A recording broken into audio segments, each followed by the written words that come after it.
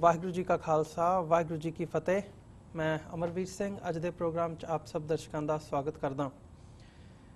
Viewers, अज की विचार चर्चा विच असीं कुछ अहम मसले डिस्कस करांगे, जिवें कि बीती कल वाशिंगटन DC विखे अमेरिकन सिख कांग्रेशनल कॉकस के इनीशिएटिव नाल एक ब्रीफिंग हुई सी कि सिखां नूं US आर्मी दे विच 5 ककारां दे नाल सर्व करन दा हक मिलना चाहिए। इस संबंधी अज की जिहड़ी ताज़ा अपडेट हैगी है, भारत के प्रधानमंत्री नरेंद्र मोदी चाइना दे विच पहुंचे, जिथे उन्होंने चाइनीज़ प्रेजिडेंट जी जिनपिंग नाल मुलाकात की है। तो लॉबी कर रहे हैं कि भारत नूं न्यूक्लीयर सप्लायर्स ग्रुप दे विच शामिल किया जाए। इस संबंधी होर भी मीटिंग्स ने, ते जिहड़ियां होर अज कल दीयां गतिविधियां ने, इस बारे असीं अज दी विचार चर्चा दे विच डिस्कशन करांगे। साडे अज स्टूडियो दे विच मौजूद ने doctor Amarjeet Singh, Khalistan affairs centre के संचालक। हाँ जी डॉक्टर साहब, वाहिगुरू जी का खालसा वाहिगुरू जी की फतेह। डॉक्टर साहब स्वागत है तुहाडा। थैंक यू डॉक्टर साहब, सब तो पहला मैं कल दी ब्रीफिंग बारे तुहाडे कोलों पुछना चाहूँगा, ब्रीफिंग बारे ते डिनर बारे, जिथे कि कांग्रेसमैन गारमेंडी ते कांग्रेसमैन पीट मेहन उत्थे पहुंचे हुए सी। तुहाडा 1-to-1 इंटरैक्शन भी होया उन्हां दे नाल। मतलब तुसीं इस ब्रीफिंग दे विचों की निचोड़ कड्ढदे हो, ते जिहड़ी 1-to-1 इंटरैक्शन सी तुहाडी, तुसीं आउण वाले समय दे विच जिहड़ा इह सिख कॉकस दा इनीशिएटिव हैगा, इहनूं तुसीं किੱਧਰ ਨੂੰ ਜਾਂਦਾ देखदे हो? देखो, सब तो पहला तो सिख कौम लई ये फखर और मान वाली गल है कि बेशक साडी आबादी 7 लाख के करीब अमरीका च है, पर साडी फुल फ्लैज्ड 50 के करीब जिस दे विच बाई पार्टीसन मैंबरस ने, डेमोक्रेटिक और रिपब्लिकन साइड तो सिख कॉकस है। और इस दे लई एक लंबी जदोजहद करनी पई, क्योंकि पहला जो सिख कॉकस शब्द भी आया है, तो क्योंकि इत्थे कोई धर्म आधारित गल नहीं हुंदी, और ये नहीं है कि भी एक घर बैठ के ना रख लिया तो उहदे ते ऑपरेट हुंदा है। प्रॉपरली इसकी एक रजिस्ट्रेशन प्रोसैस हुंदी है, और कोई भी धर्म बेस्ड जिहड़ी है वो कॉकस ये अलाउ नहीं करते। पर यह भी इन्हां दे उत्ते प्रवेल अपॉन किया गया कि सिख होने का मतलब सिर्फ एक धर्म नाल महदूद नहीं, साडी एथनीसिटी है, साडी एक अपनी कौमीयत है, साडा एक अपना सभ्याचार है। इसलिए असी as a people as a nation साडी होंद है, और यही बहुत वड्डी गल सी। और इहदे ते उदों जिहड़ी फॉरेन मिनिस्टर बाद दे विच जिहड़ी इत्थे US दे विच एंबेसडर रही इंडिया दी, और फॉरेन सैकटरी सी पहला अनुपमा राव, ਉਹਦਾ पूरा जोर लगा होया सी इस गल दे उत्ते कि जदों जूडी चौ ने जिन्हें इनिशिएट किया है कि भी जदों इंडिया कॉकस एग्जिस्ट करती है तो सिख कॉकस की की लोड़ है। सो असी समझते हैं भी 3 साल का सफ़र तय करके अज जदों असी इस मुकाम पर पहुँचे हैं कि 2 ब्रीफिंग्स पिछले कुछ दिन हफ्तियां दे विच देखण चाहिए। जे Tom Lantos human rights commission की ब्रीफिंग मोदी की फेरी मौके जिदन वो प्रेजिडेंट ओबामा नाल मुलाकात कर रहे सी हुई, तो ये भी सिख कॉकस की बदौलत सी। और इस तरह जी स्पैशल ब्रीफिंग कि सिख 5 ककारी रूप च सर्व कर सकन US आर्मी दे विच, जिस नूं जिवें दोनों ही जिहड़े को चेयर ने सिख कॉकस दे कांग्रेसमैन गारमेंडी और पीट मेहन, उन्होंने इनिशिएट किया। और तुसीं भी उत्थे उस गल नूं कवर किया, और साडे दर्शकों ने भी उस प्रोग्राम नूं देखिया। सो मैं वेरवे नाल नहीं जावांगा, क्योंकि एक दिन पहला मैं वेरवे नाल दस्सिया सी कि जो टेस्टिफाई कर रहे हैं उन्हां दा की स्टेटस है और एक कितनी अहमियत वाली गल है। सो बाद दे विच भी शाम नूं जदों कि रिसैप्शन दे उत्ते कांग्रेसमैन गारमेंडी और पीट मेहन दोवें ही आए, और उन्हां दे नाल भी जदों डिस्कशन दे विच ये गल खास तौर पर पीट मेहन दे नाल ये सामने आई, और मेरा अपना ये ख्याल सी कि बई ये जड़ी प्रेजिडेंशियल डिक्री दे नाल साडे तो हक खोया गया है सिक्खी स्वरूप च जां दस्तार नाल सर्व करन दा, इनू कांग्रेस या सैनेट दा कोई लैजिस्लेशन ही ओवरराइड कर सकदे। पर जदों मैं इस दे उत्ते उन्हां नूं ये पुछया भी कि उन्होंने कहा भी नहीं, शायद इस गल तक ना भी जाण दी लोड़ होए भी इस किस्म दीयां करैक्शनस जिहड़ियां ने वो जिवें इन्हां दी स्पैशल आर्म्स कमेटी है और पेंटागन और जिहड़े इस फील्ड के एक्सपर्ट्स ने उन्हां दीयां रिकमेंडेशनस दे उत्ते भी जिहड़ी है इस नूं देखा जा सकता है। सो मैं समझदा कि एक अच्छी शुरुआत सी दोनों ही इन्हां फंक्शनस दी ਕਿ ਐਟਲੀਸਟ, ਹਾਲਾਂਕਿ ਇਹ ਨਹੀਂ ਹੈ ਅੱਜ ਹੀ ਜਦੋਂ ਕੁਝ ਸਮਾਂ ਪਹਿਲਾਂ ਮੈਨੂੰ ਪਤਾ ਲੱਗਿਆ ਵੀ ਨਿਊਯਾਰਕ ਜਿਹੜਾ ਪੁਲਿਸ ਡਿਪਾਰਟਮੈਂਟ ਹੈ ਉਸ ਦੇ ਵਿੱਚ ਇੱਕ ਮੁਸਲਮਾਨ ਜਿਹੜੇ ਕਿ ਦਾੜੀ ਜਿਨ੍ਹਾਂ ਨੇ ਰੱਖੀ ਸੀ ਉਹਨਾਂ ਨੂੰ ਜਿਹੜਾ ਹੈ ਸਸਪੈਂਡ ਕੀਤਾ ਗਿਆ ਜਾਂ ਨੌਕਰੀਓਂ ਕੱਢਿਆ ਗਿਆ ਔਰ ਉਹਨਾਂ ਨੇ ਸੂ ਕੀਤਾ ਐਡਮਿਨਿਸਟ੍ਰੇਸ਼ਨ ਨੂੰ। ਹਾਲਾਂਕਿ ਜਦੋਂ ਪਿਛਲੇ ਦਿਨਾਂ 'ਚ ਇੱਕ ਮੁਸਲਿਮ ਕਮਿਊਨਿਟੀ ਨੈਟਵਰਕ ਦੇ ਫੰਕਸ਼ਨ 'ਚ ਨਿਊਯਾਰਕ ਦੇ ਮੇਅਰ ਜਿਹੜੇ ਨੇ ਉਹ ਮਿਸਟਰ ਬਿਲ ਬਲੈਸੀਓ ਆਏ ਤਾਂ ਉਹਨਾਂ ਨੇ ਬੜੇ ਫਖਰ ਨਾਲ ਕਿਹਾ ਸੀ ਕਿ ਸਾਡੇ ਨਿਊਯਾਰਕ ਦੀ ਪੁਲਿਸ ਡਿਪਾਰਟਮੈਂਟ 'ਚ 900 ਦੇ ਕਰੀਬ ਮੁਸਲਮਾਨ ਪੁਲਿਸ ਆਫੀਸਰਸ ਜਿਹੜੇ ਡੇ ਐਂਡ ਨਾਈਟ ਕੰਮ ਕਰ ਰਹੇ ਨੇ ਟੂ ਮੇਕ ਨਿਊਯਾਰਕ ਸਿਕਿਉਰ। ਸੋ ਅਸੀਂ ਸਮਝਦੇ ਹਾਂ ਵੀ ਇਹ ਜਿਹੜਾ ਸਾਡਾ ਕੇਸ ਹੈ ਇਹਨੂੰ ਅਸੀਂ ਇਨ ਆਈਸੋਲੇਸ਼ਨ ਨਹੀਂ ਦੇਖ ਸਕਦੇ, ਕਿਉਂਕਿ ਜਦੋਂ ਹੀ ਇਸ ਕਿਸਮ ਦੀ ਕੋਈ ਕੰਸੈਸ਼ਨਲ ਲਾਈਨ ਜਾਂ ਸਾਡਾ ਜਿਹੜਾ ਬਰਥ ਰਾਈਟ ਹੈ ਸਾਨੂੰ ਮਿਲਦਾ ਹੈ, ਸੋ ਜ਼ਾਹਰ ਹੈ ਜਦੋਂ ਅਸੀਂ ਫ੍ਰੈਂਚ ਲਾਅ ਦੀ ਗੱਲ ਕਰਦੇ ਹਾਂ ਕਿ ਫ੍ਰੈਂਚ 2004 ਦੇ ਵਿੱਚ ਅਸਟੈਂਸਿਬਲ ਸਾਈਨਸ ਆਫ ਰਿਲੀਜਨ ਦੇ ਉੱਤੇ ਪਾਬੰਦੀ ਲੱਗੀ ਪਬਲਿਕ ਸਕੂਲਾਂ 'ਚ, ਪਰ ਉਸ ਦਾ ਆਧਾਰ ਵੀ ਇਹ ਸੀ ਜ਼ਿਆਦਾ ਉਹ ਇਹ ਹੋਇਆ, ਹਾਲਾਂ ਉੱਥੇ ਲੈਸੈਟੇ ਜਾਂ ਰਿਲੀਜਨ ਐਂਡ ਸਟੇਟ ਸੈਪਰੇਟ ਹੈ, ਕੋਈ ਕਾਨੂੰਨੀ ਹੱਕ ਪਹਿਲਾਂ ਵੀ ਨਹੀਂ ਸੀ, ਲੇਕਿਨ ਜਦੋਂ ਕਿ ਇਸਲਾਮ 'ਚ ਯਕੀਨ ਰੱਖਣ ਵਾਲੇ ਜਿਹੜੇ ਪੇਰੈਂਟਸ ਸੀ ਉਹਨਾਂ ਦੇ ਸਕੂਲਾਂ 'ਚ ਜਿਹੜੀਆਂ ਉਹਨਾਂ ਦੀਆਂ ਬੱਚੀਆਂ ਪੜ੍ਹਦੀਆਂ ਕਿ ਉਹ ਸਵਿਮਿੰਗ ਕਲਾਸਾਂ ਟੁਗੈਦਰ ਨਹੀਂ ਲੈਣਗੇ, ਉਹ ਜਿਹੜੇ ਨੇ ਸੈਕਸ ਰਿਲੇਟਡ ਜਿਹੜੇ ਕੋਈ ਸਬਜੈਕਟਸ ਨੇ ਉਹ ਨਹੀਂ ਪੜ੍ਹਨਗੇ ਜਾਂ ਕੋਈ ਹੋਰ ਹੈ, ਸੋ ਉਹਦੇ ਤੋਂ ਉਹਨਾਂ ਨੂੰ ਲੱਗਾ ਕਿ ਬਈ ਇਟਸ ਗੋਇੰਗ ਟੂ ਫਾਰ, ਔਰ ਉਹਨਾਂ ਨੇ ਜੋ ਵੀ ਲਾਅ ਬਣਾਇਆ ਉਹਦਾ ਸਭ ਤੋਂ ਜ਼ਿਆਦਾ ਅਸਰ ਸਿੱਖਾਂ ਦੇ ਉੱਤੇ ਹੋਇਆ। ਸੋ ਅਸੀਂ ਸਮਝਦੇ ਹਾਂ ਵੀ ਇਹ ਲੜਾਈ ਅਜੇ ਸਾਨੂੰ ਲੜਨੀ ਪਏਗੀ, ਪਰ ਇਹ ਇੱਕ ਚੰਗੀ ਗੱਲ ਹੈ ਕਿ ਜਿਵੇਂ ਉਸ ਬਰੀਫਿੰਗ ਦੇ ਵਿੱਚ ਜਿਹੜਾ ਮੇਨ ਮਕਸਦ ਜਦੋਂ ਫੇਸ਼ੀਅਲ ਹੇਅਰ ਨੂੰ ਜਿਹੜਾ ਉਹ ਡਿਸਅਲਾਉ ਕਰਨ ਦੀ ਗੱਲ ਹੁੰਦੀ ਹੈ ਤਾਂ ਇੱਕ ਇਹ ਹੁੰਦਾ ਹੈ ਕਿ ਪ੍ਰੋਟੈਕਸ਼ਨ ਮਾਸਕ, ਕਿ ਜੇ ਨਿਊਕਲੀਅਰ ਵਾਰਫੇਅਰ ਕੈਮੀਕਲ ਵਾਰਫੇਅਰ ਹੁੰਦੀ ਹੈ ਤੇ ਫਿਰ ਜਿਹੜੀ ਮਾਸਕ ਆ ਉਹ ਫਿੱਟ ਨਹੀਂ ਹੁੰਦੀ। ਸੋ ਉਹਦੇ 'ਚ ਖਾਸ ਤੌਰ ਤੇ ਜਦੋਂ ਇੰਦਰਜੀਤ ਸਿੰਘ ਬੋਪਾਰਾਏ ਜਿਹੜੇ ਕਿ ਬੜੇ ਡਿਸਟਿੰਗੁਇਸ਼ਡ ਨੇ 에ਅਰ ਫੋਰਸ ਦੇ ਨਾਲ ਰਹੇ, ਉਹਨਾਂ ਨੇ ਅਮਰੀਕਨ 에ਅਰ ਫੋਰਸ ਦੇ ਨਾਲ ਵੀ ਸੋਵੀਅਤ ਫ੍ਰੈਂਚ ਆਪਣੇ ਐਗਜ਼ਾਮਪਲਸ ਦੱਸੇ, ਔਰ ਈਵਨ ਅਮਰੀਕਨ ਆਰਮੀ 'ਚ ਜਿਨ੍ਹਾਂ ਨੇ 6 ਸਾਲ 7 ਸਾਲ ਸਰਵ ਕੀਤਾ, ਮਿਸਟਰ ਕਿਰਨਦੀਪ ਸਿੰਘ ਗਰੇਵਾਲ, ਉਹਨਾਂ ਨੇ ਦੱਸਿਆ ਵੀ ਮੈਂ ਤਾਂ ਖੁਦ ਟ੍ਰੇਨਿੰਗ ਦਿੱਤੀ ਹੈ ਕੈਮੀਕਲ ਵਾਰਫੇਅਰ ਜਾਂ ਦੂਸਰੇ ਦੇ ਵੇਲੇ ਇਹ ਸਾਰੇ ਦਾ ਹਿੱਸਾ ਰਿਹਾ, ਔਰ ਮਾਸਕ ਜਿਹੜੀ ਹੈ ਮੈਂ ਪਾਉਂਦਾ ਰਿਹਾ ਇਸ ਆਪਣੀ ਦਸਤਾਰ ਔਰ ਦੂਸਰੇ ਦਾੜੀ ਦੇ ਉੱਤੇ। ਸੋ ਕੁੱਲ ਮਿਲਾ ਕੇ ਮੈਂ ਸਮਝਦਾ ਵੀ ਇਹ ਅਜੇ ਇੱਕ ਹੋਰ ਰਾਊਂਡ ਚੱਲੇਗਾ ਐਕਸਪਰਟਸ ਦਾ, ਮਾਹਿਰਾਂ ਦਾ, ਕੀ ਅਕਮੋਡੇਸ਼ਨ ਕੀਤੀ ਜਾ ਸਕਦੀ ਹੈ। ਔਰ ਜਿਵੇਂ ਬ੍ਰਿਟਿਸ਼ ਮਿਲਟਰੀ ਅਟੈਸ਼ੀ ਜਿਹੜਾ ਕਿ ਆਪਣਾ ਆਰਮੀ ਬੈਕਗਰਾਊਂਡ ਸੀ, ਉਹਨੇ ਬ੍ਰਿਟਿਸ਼ ਆਰਮੀ ਦੇ ਵਿੱਚ ਸਿੱਖਾਂ ਦੀ ਕੰਟਰੀਬਿਊਸ਼ਨ ਦੀ ਗੱਲ ਤੋਂ ਇਲਾਵਾ ਕਿ ਕਿਵੇਂ ਉਹ ਉਹਨਾਂ ਦੇ ਸੇਫਟੀ ਮੇਸ਼ਰਸ ਸਾਰੇ ਜਿਹੜੇ ਨੇ ਉਹਨਾਂ ਨੇ ਅਡਾਪਟ ਕੀਤੇ ਨੇ ਔਰ ਉਹਦੇ 'ਚ ਕੋਈ ਸਿੱਖੀ ਜਿਹੜਾ ਬਾਣਾ ਹੈ ਉਹ ਕੋਈ ਰੁਕਾਵਟ ਨਹੀਂ ਹੈ। ਸੋ ਮੈਂ ਸਮਝਦਾ ਵੀ ਇਹ ਇੱਕ ਬੜੀ ਪੋਜ਼ਿਟਿਵ ਡਿਵੈਲਪਮੈਂਟ ਹੈ ਕਿ ਬਰੀਫਿੰਗ ਤੋਂ ਬਾਅਦ ਗੱਲ ਹੁਣ ਅੱਗੇ ਥੋੜੀ ਬਹੁਤ ਤੁਰਨੀ ਚਾਹੀਦੀ ਹੈ। ਉਹਦੇ ਲਈ ਜਿਹੜੇ ਸਾਡੇ ਜਿੱਥੇ ਜਿੱਥੇ ਵੀ ਬੈਠੇ ਸਾਡੇ ਸਿੱਖ ਵੀਰ ਭੈਣਾਂ ਨੇ ਉਹ ਆਪਣੇ ਕਾਂਗਰਸਮੈਨ ਨਾਲ, ਆਪਣੇ ਸੈਨੇਟਰ ਨਾਲ ਜਿਹੜਾ ਇਸ ਦੇ ਉੱਤੇ ਰਾਬਤਾ ਵੀ ਕਰਨ, ਕਿਉਂਕਿ ਗੱਲ ਇੱਕ ਨਹੀਂ ਹੈ। ਜਿਵੇਂ ਸੈਨੇਟ ਦੇ ਵਿੱਚ ਇਸ ਵੇਲੇ ਇੱਕ ਬਿੱਲ ਹੈ ਜਿਹਦੇ 'ਚ ਕਿ ਹੇਅਰ ਸੈਂਪਲਿੰਗ ਬਿੱਲ ਜਿਹਨੂੰ ਕਹਿੰਦੇ ਨੇ ਕਿ ਡਰੱਗ ਟੈਸਟ ਕਰਨ ਦੇ ਲਈ ਫਰੈਸ਼ ਟਫਟ ਆਫ ਹੇਅਰ ਉਹਨਾਂ ਨੇ ਲੈਣਾ। ਹੁਣ ਇਹ ਸਿੱਖ ਦੇ ਲਈ ਕੇਸਾਂ ਨੂੰ ਕੱਟਣਾ ਜਿਹੜਾ ਹੈ ਉਹ ਕੁਰੈਤ ਹੈ ਔਰ ਉਹ ਸਿੱਖ ਨਹੀਂ ਰਹਿੰਦਾ। ਸੋ ਉਸ ਦੇ ਲਈ ਵੀ ਜੇ ਆਲਰੇਡੀ ਅਸੀਂ ਇਹ ਧਾਰਮਿਕ ਮੁੱਦਿਆਂ ਦੇ ਉੱਤੇ ਆਪਣੀ ਪ੍ਰੋਪਰ ਲੌਬੀ ਕਰਾਂਗੇ ਤੇ ਬਹੁਤ ਸਾਰੀਆਂ ਜਿਹੜੀਆਂ ਇਸ ਕਿਸਮ ਦੀਆਂ ਗੱਲਾਂ ਨਵੇਂ ਤੌਰ ਤਰੀਕਿਆਂ ਦੇ ਨਾਲ ਆ ਰਹੀਆਂ ਨੇ ਉਹਨਾਂ 'ਚ ਵੀ ਜਿਹੜੀ ਹੈ ਰੋਕ ਪਏਗੀ। ਸੋ ਕੁੱਲ ਮਿਲਾ ਕੇ it was a very successful briefing and successful third annual reception. ਜੀ ਡਾਕਟਰ ਸਾਹਿਬ ਅਸੀਂ ਸਾਡੇ ਅਗਲੇ ਟੌਪਿਕ ਵੱਲ ਚੱਲਦੇ ਹਾਂ।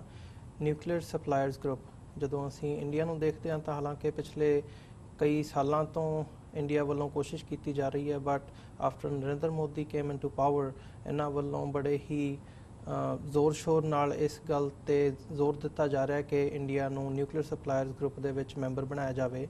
ਤੇ ਇਹਦੇ ਵਿੱਚ ਸਭ ਤੋਂ ਵੱਡੀ ਜਦੋਂ ਅਸੀਂ ਅੜਚਣ ਦੇਖਦੇ ਹਾਂ ਤਾਂ ਉਹ ਹੈਗੀ ਹੈ ਚਾਈਨਾ, ਤੇ ਉਹ ਨਹੀਂ ਇੰਡੀਆ ਨੂੰ ਆਉਣ ਦਿੰਦੇ ਅੱਗੇ।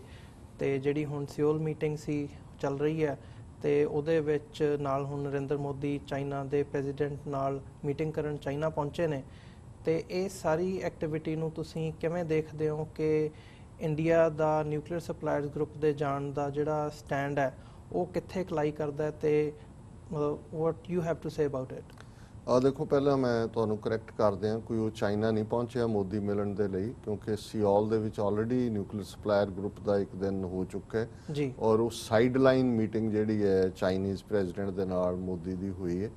ਇਹ 48 ਮੈਂਬਰ ਦੇਸ਼ਾਂ ਦਾ ਗਰੁੱਪ ਹੈ, ਨਿਊਕਲੀਅਰ ਸਪਲਾਇਰ ਗਰੁੱਪ, ਔਰ ਇਹਦੇ 'ਚ ਜਿਹੜੇ ਫੈਸਲੇ ਲਏ ਜਾਂਦੇ ਨੇ ਉਹ ਕੰਸੈਂਸਸ ਨਾਲ ਲਏ ਜਾਂਦੇ ਨੇ। ਕੰਸੈਂਸਸ ਦਾ ਮਤਲਬ ਇਹ ਹੈ ਵੀ ਕਿਸੇ ਵੀ ਫੈਸਲੇ ਲਈ ਸਾਰੇ 48 ਦੇਸ਼ਾਂ ਦੀ ਸਹਿਮਤੀ ਜਿਹੜੀ ਹੈ ਉਹ ਜ਼ਰੂਰੀ ਹੈ।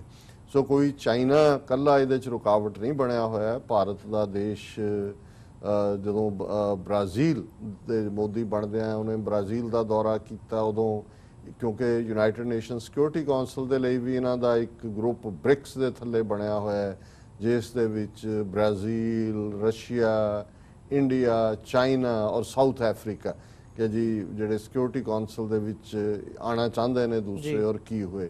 ਸੋ ਬ੍ਰਾਜ਼ੀਲ ਦਾ ਦੌਰਾ ਕੀਤਾ ਸੀ। ਹੁਣ ਇਸ ਵੇਲੇ ਜਿਹੜੇ ਨਿਊਕਲੀਅਰ ਸਪਲਾਇਰ ਗਰੁੱਪ ਦੇ ਵਿੱਚ ਬ੍ਰਾਜ਼ੀਲ ਵੀ ਭਾਰਤ ਦੇ ਮੈਂਬਰਸ਼ਿਪ ਦੀ ਲਾਈਨ ਦਾ ਵਿਰੋਧ ਕਰ ਰਿਹਾ ਹੈ, ਆਸਟਰੀਆ ਵਿਰੋਧ ਕਰ ਰਿਹਾ ਹੈ, ਨਿਊਜ਼ੀਲੈਂਡ ਵਿਰੋਧ ਕਰ ਰਿਹਾ ਹੈ, ਟਰਕੀ ਵਿਰੋਧ ਕਰ ਰਿਹਾ ਹੈ, ਔਰ ਰਾਈਟਲੀ ਸੋ, ਕਿਉਂਕਿ ਚਾਈਨਾ ਤਾਂ ਹੈ ਹੀ ਹੈ।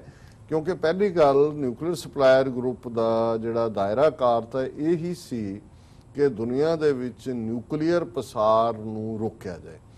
ਉਸ ਦੇ ਲਈ ਕੋਈ ਵੀ ਨਿਊਕਲੀਅਰ ਮੈਟੀਰੀਅਲ, ਕੋਈ ਟੈਸਟ ਅੱਗੋਂ ਨਾ ਹੋਣ, ਕੰਪਰੈਹੈਂਸਿਵ ਟੈਸਟ ਬੈਨ ਟ੍ਰੀਟੀ ਇਸ ਦੀ ਦੁਨੀਆ ਦੇ ਬਾਕੀ ਦੇਸ਼ਾਂ ਨੇ ਬਣਾਈ। ਹੁਣ ਭਾਰਤ ਦਾ ਦਾਵਾ ਜਾਂ ਭਾਰਤ ਨੂੰ ਜੇ ਕਲੇਮ ਜਿਹੜਾ ਉਹਦਾ ਨਿਊਕਲੀਅਰ ਸਪਲਾਇਰ ਗਰੁੱਪ ਦੀ ਮੈਂਬਰਸ਼ਿਪ ਦਾ ਦੂਜੇ ਦੇਸ਼ ਅਮਰੀਕਾ ਵੀ ਜੇ ਪੁਸ਼ ਕਰਦਾ ਹੈ ਜਾਂ ਰਸ਼ੀਆ ਵੀ ਕਰਦਾ ਹੈ ਜਾਂ ਇੰਗਲੈਂਡ ਵੀ ਕਰਦਾ ਹੈ, ਉਹ ਬਿਲਕੁਲ ਨਿਆਂ ਸੰਗਤ ਨਹੀਂ ਹੈ। ਉਹ ਤਾਂ ਸਾਰੇ ਕਾਨਸੈਪਟ ਨੂੰ ਹੀ ਤੋੜ ਦਿੰਦਾ ਹੈ ਨਿਊਕਲੀਅਰ ਸਪਲਾਇਰ ਗਰੁੱਪ ਦੇ। ਕਾਨਸੈਪਟ ਤਾਂ ਇਹ ਹੈ ਕਿ ਦੁਨੀਆ ਦੇ ਵਿੱਚ ਨਿਊਕਲੀਅਰ ਹਥਿਆਰਾਂ ਦਾ ਅੱਗੋਂ ਨਿਊਕਲੀਅਰ ਟੈਸਟਾਂ ਦੀ ਗੱਲ ਨਾ ਤੁਰੇ। ਸੋ ਉਸ ਲਈ ਬੇਸਿਕ ਕ੍ਰਾਈਟੇਰੀਆ ਹੈ ਕਿ ਐਨਪੀਟੀ ਤੇ ਦਸਤਖਤ ਕਰਨੇ। ਜੇ ਭਾਰਤ ਨਿਊਕਲੀਅਰ ਪਸਾਰ ਸੰਧੀ ਦੇ ਉੱਤੇ ਔਰ ਕੰਪਰੈਹੈਂਸਿਵ ਨਿਊਕਲੀਅਰ ਟੈਸਟ ਬੈਨ ਟ੍ਰੀਟੀ ਦੇ ਉੱਤੇ ਦਸਤਖਤ ਕਰਦੇ, ਔਰ ਪਾਕਿਸਤਾਨ ਦੀ ਪੋਜੀਸ਼ਨ ਇਹੀ ਹੈ ਵੀ ਜੇ ਭਾਰਤ ਕਰੇਗਾ ਤੇ ਪਾਕਿਸਤਾਨ ਜਿਹੜਾ ਹੈ ਉਸ ਤੋਂ ਬਾਅਦ ਕਰੇਗਾ। ਤੇ ਜੇ ਭਾਰਤ ਨੇ ਦਸਤਖਤ ਨਹੀਂ ਕੀਤੇ, ਇੱਕ ਵਾਰ ਤਾਂ ਬੁਸ਼ ਨੇ ਜ਼ੋਰ-ਜ਼ਾਰ ਪਾ ਕੇ ਐਗਜ਼ੈਂਪਸ਼ਨ ਲੈ ਲਈ ਜਦੋਂ ਇਹਨਾਂ ਨੇ ਨਿਊਕਲੀਅਰ ਡੀਲ ਸਾਈਨ ਕੀਤੀ ਹੈ, ਇੰਡੋ ਯੂਐਸ ਨਿਊਕਲੀਅਰ ਟ੍ਰੀਟੀ। ਪਰ ਮੈਂ ਸਮਝਦਾ ਹਾਂ ਵੀ ਇਹ ਜਿਹੜੀ ਮੀਟਿੰਗ ਚੱਲ ਰਹੀ ਹੈ ਅਜੇ ਪਹਿਲੇ ਦਿਨ, ਹਾਲਾਂਕਿ ਚੀਨ ਨੇ ਪਹਿਲਾਂ ਹੀ ਕਲੀਅਰ ਕਰਤਾ ਸੀ ਵੀ ਇਹ ਤਾਂ ਮੁੱਖ ਏਜੰਡੇ ਤੇ ਵੀ ਨਹੀਂ ਹੈ, ਪਰ ਕਿਉਂਕਿ ਇਹਨਾਂ ਦਾ ਜਿਹੜਾ ਜੈ ਸ਼ੰਕਰ ਫੋਰਨ ਸੈਕਟਰੀ ਪਹੁੰਚ ਗਿਆ, ਹੁਣ ਮੋਦੀ ਪਹੁੰਚਿਆ, 1 to 1 ਲੌਬੀ, ਅਮਰੀਕਨਾਂ ਦਾ ਦਬਾਅ ਪਵਾਇਆ ਜਾ ਰਿਹਾ, ਸੋ ਉਹਦੇ ਥੱਲੇ ਉਹਨਾਂ ਨੇ ਵਿਚਾਰ ਚਰਚਾ 'ਚ ਜ਼ਰੂਰ ਲੈ ਆਂਦਾ, ਹਾਲਾਂਕਿ ਏਜੰਡੇ ਤੇ ਨਹੀਂ ਸੀ। ਲੇਕਿਨ ਪਹਿਲੀ ਦਿਨ ਇਹ ਜਿਹੜਾ ਵਿਰੋਧਤਾ ਸਾਰਿਆਂ ਦੀ ਹੋਈ, ਔਰ ਪਾਕਿਸਤਾਨ ਦਾ ਜਿਹੜਾ ਖਾਸ ਤੌਰ ਤੇ ਉਹਨਾਂ ਦੇ ਪ੍ਰੈਜ਼ੀਡੈਂਟ ਨੇ ਉਹ ਵੀ ਉੱਥੇ ਪਹੁੰਚੇ ਨੇ। ਹਾਲਾਂਕਿ ਪਾਕਿਸਤਾਨ ਕੋਈ ਉਸ ਮੈਂਬਰਸ਼ਿਪ ਉਸ ਗਰੁੱਪ ਦਾ ਹਿੱਸਾ ਨਹੀਂ ਹੈ, ਪਰ ਉਹ ਇੰਡੀਅਨ ਮੂਵ ਨੂੰ ਕਾਊਂਟਰ ਕਰਨ ਦੇ ਲਈ ਕਿ ਭਾਈ ਜੇ ਤੁਸੀਂ ਇਹਨਾਂ ਨੂੰ ਬਣਾਉਂਦੇ ਹੋ ਫਿਰ ਸਾਡਾ ਵੀ ਹੱਕ ਬਣਦਾ ਹੈ।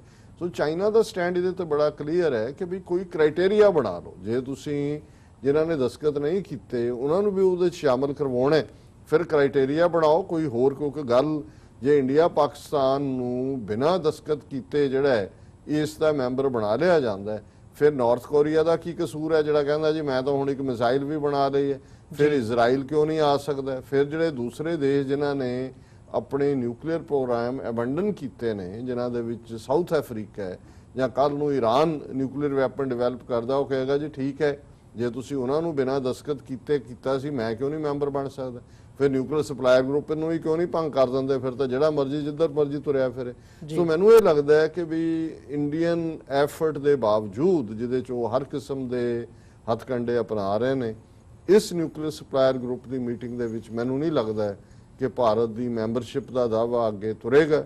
ਥੋੜੇ ਬਹੁਤ ਕੰਸੋਲਿੰਗ ਸ਼ਬਦ ਕਹੇ ਜਾਣਗੇ, ਜਿਹਨੂੰ ਕਹਿੰਦੇ ਨੇ ਗੋਂਗਲੂਆਂ ਤੋਂ ਮਿੱਟੀ ਲਾਣ, ਲੇਕਿਨ ਇਸ ਦੇ ਵਿੱਚ ਭਾਰਤ ਇਸ ਵਾਰ ਕਾਮਯਾਬ ਨਹੀਂ ਹੋਏਗਾ। ਅੱਗੋਂ ਫਿਰ ਦੇਖੋ ਕੀ ਹੁੰਦਾ।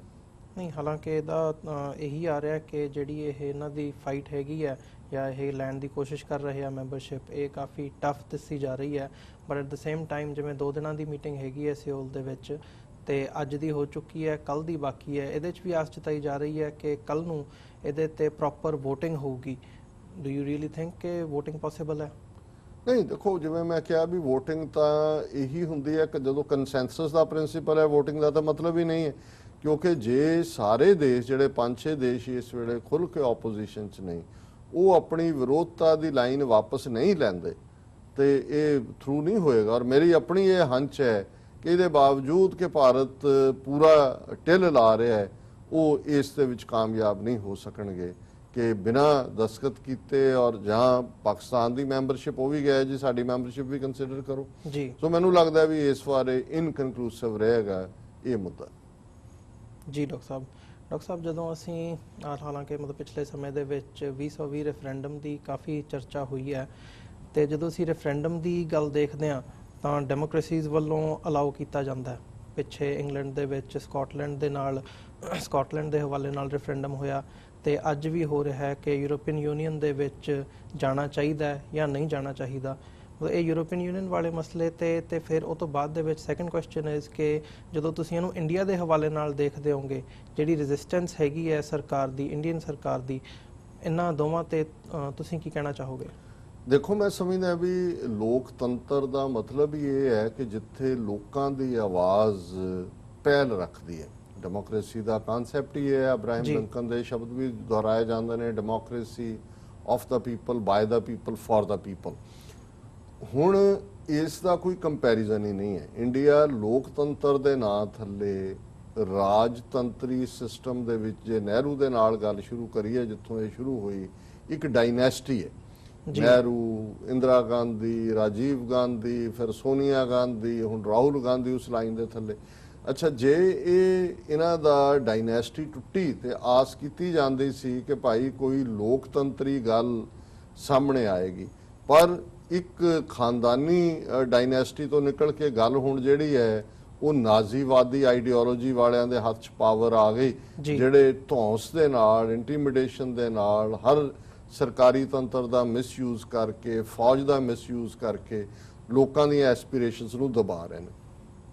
ਇੰਗਲੈਂਡ ਦੇ ਵਿੱਚ ਇਹ ਤੀਸਰੀ ਵਾਰ ਇਸ ਕਿਸਮ ਦਾ ਜਿਹੜਾ ਹੈ ਉਹ ਰੈਫਰੈਂਡਮ ਹੋ ਰਿਹਾ, ਜਿਵੇਂ ਤੁਸੀਂ ਮੈਂਸ਼ਨ ਕੀਤਾ ਵੀ ਉਸ ਤੋਂ ਪਹਿਲਾਂ ਹੁਣੇ ਪਿੱਛੇ ਜਿਹੀ ਸਕਾਟਲੈਂਡ ਵਾਲਾ ਹੋ ਕੇ ਹਟਿਆ, ਉਸ ਤੋਂ ਪਹਿਲਾਂ ਵੀ ਹੋਇਆ ਸੀ ਕਿ ਉਦੋਂ ਇੰਗਲੈਂਡ ਦਾ, ਸਕਾਟਲੈਂਡ ਵਾਲਾ ਤਾਂ ਸਿਰਫ ਸਕਾਟਸ ਨੇ ਕੀਤਾ, ਪਰ ਸਮੁੱਚੇ ਮੁਲਕ ਦਾ ਹੋਇਆ ਸੀ ਕਿ ਯੂਰਪੀਅਨ ਯੂਨੀਅਨ ਜੁਆਇਨ ਕਰਨੀ ਹੈ ਜਾਂ ਨਹੀਂ ਕਰਨੀ।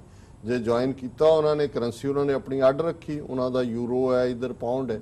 ਹੁਣ ਇਹ ਬੜੀ ਅਹਿਮੀਅਤ ਵਾਲੀ ਜਿਹੜੀ ਹੈ ਉਹ ਲਾਈਨ ਹੈ ਇਸ ਵੇਲੇ ਜੋ ਚੱਲ ਰਹੀ। ਔਰ ਜਿਹੜੇ ਜਦੋਂ ਅਸੀਂ ਗੱਲਬਾਤ ਕਰ ਰਹੇ ਹਾਂ ਉਸ ਤੋਂ ਪਹਿਲਾਂ ਮੈਂ BBC ਦੇਖ ਰਿਹਾ ਸੀ ਕਿ ਵੀ ਬੜੀ ਕਲੋਜ਼ ਵੋਟ ਜਾ ਰਹੀ ਹੈ, ਔਰ ਉਸ ਦੇ ਵਿੱਚ ਬੇਸ਼ੱਕ ਜ਼ਿਬਰਲਟਾਰ ਜਿਹੜਾ ਹੈ ਉਹਨੇ ਵਿੱਚੇ ਰਹਿਣ ਦਾ ਫੈਸਲਾ ਲਿਆ, ਪਰ ਜਿਹੜੀ ਵੋਟਿੰਗ ਕਲੋਜ਼ ਹੈ ਟੂ 1% ਨੇੜੇ, ਔਰ ਲੱਗ ਰਿਹਾ ਹੈ ਕਿ ਵੀ ਦੋਨੋਂ ਨੈਕ ਟੂ ਨੈਕ ਜਾਣਗੇ। ਔਰ ਕੱਲ ਸਵੇਰ ਤੱਕ ਬ੍ਰੇਕਫਾਸਟ ਟਾਈਮ ਤੱਕ ਬ੍ਰਿਟਨ ਦੇ ਜਿਹੜਾ ਉਹਦਾ ਫੈਸਲਾ ਆਏਗਾ।